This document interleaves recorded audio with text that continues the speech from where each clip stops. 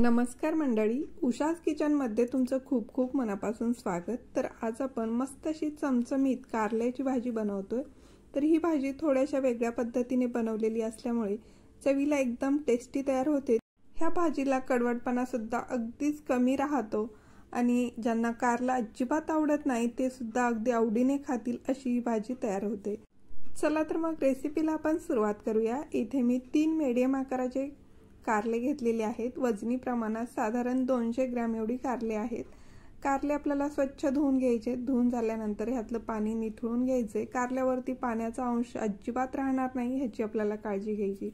जर कारल्यावरती पाण्याचा अंश शिल्लक राहिला तर भाजी कडवट होण्याची शक्यता असते, त्यामुळे कारल्यावरती पाण्याचा अंश आपल्याला राहू द्यायचा नाही। जर निथळ ठेवले नसतील तर कापडाने तुम्ही ही कारली पुसून घेऊ शकता। आता कारल्यातलं पाणी निथळल्यानंतर अशा पद्धतीने आपल्याला कारले चिरून घ्यायचे, स्लाइस मध्ये कट करून घ्यायचं आहे। तर इथे तुम्ही पाहू शकता अगदी बारीक नाही आणि खूप जाड सुद्धा ह्याचे स्लाइस करायचे नाहीत। अशा पद्धतीने आपल्याला हे स्लाइस करून घ्यायचे आहेत। कारल्याची भाजी कडू होण्याचं मुख्य कारण म्हणजे हा बियांचा भाग असतो। बियांच्या भागामध्ये कडवटपणा जो आहे तो खूप जास्त असतो आणि वरची जी साल आहे त्यामध्ये कडवटपणा थोडा कमी असतो, त्यामुळे हा बियांचा भाग आपल्याला पूर्णपणे काढून घ्यायचा आहे। जर बियांचा भाग ह्यामध्ये राहिला तर भाजी कडू होण्याची शक्यता असते, त्यामुळे अशा पद्धतीने आपल्याला ह्या कारल्यामधल्या बियांचा जो भाग आहे तो काढून घ्यायचा आहे। तर इथे तुम्ही पाहू शकता इथे मी सर्व स्लाइस मधला बियांचा भाग काढून घेतला। आता आपण भाजीला फोडणी घालून घेऊया। तर कढईमध्ये 2 चमचे एवढे तेल टाकून घेतलं। तेल छान गरम झालं की यामध्ये पाव चमचा जिरं, पाव चमचा मोहरी घालायची। 8 ते 10 लसणाच्या पाकळ्या जाडसर ठेचून घालायच्या। जिरं मोहरी मात्र छान तडतडू द्यायची। फोडणी खमंग बसली की ह्या भाजीला चव अतिशय छान येते।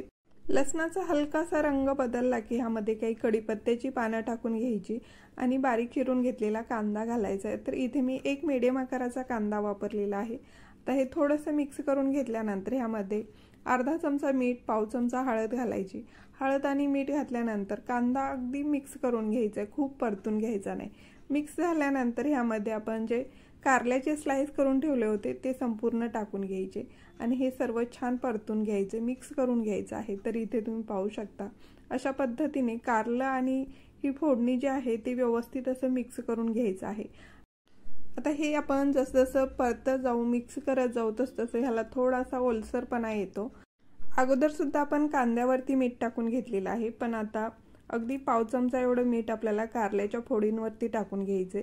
त्या कारल्याच्या फोडींवरती मीठ टाकल्यामुळे कारलं पाणी सोडतं आणि त्या पाण्यामध्येच कारलं आपलं छान शिजलं जातं।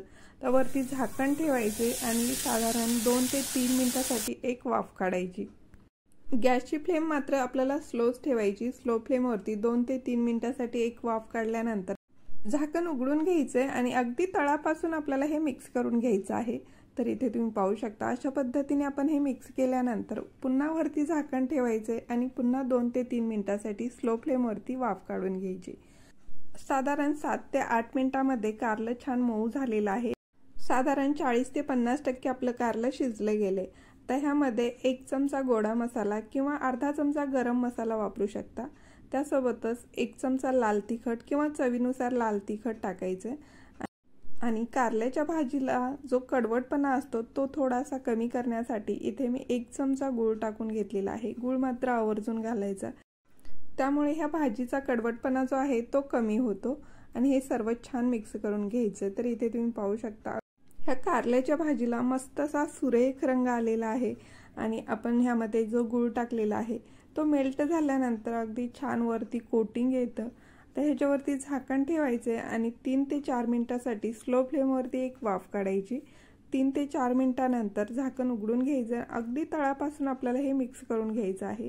तर जर आपण तळापासून ही भाजी मिक्स करून घेतली नाही तर मसाला जो आहे तो तळाशी करपला जातो, त्यामुळे अगदी तळापासून हे मिक्स करून घ्यायचे। तर इथे तुम्ही पाहू शकता ह्या भाजीला सुरेख असा रंग आलेला आहे। ह्याच्यावरती बारीक चिरून घेतलेली कोथिंबीर भरपूर सारी टाकायची। त्यासोबतच 2 चमचे भाजलेल्या शेंगदाण्याचे कूट घालायचे आणि हे आपल्याला सर्व छान मिक्स करून घ्यायचं आहे।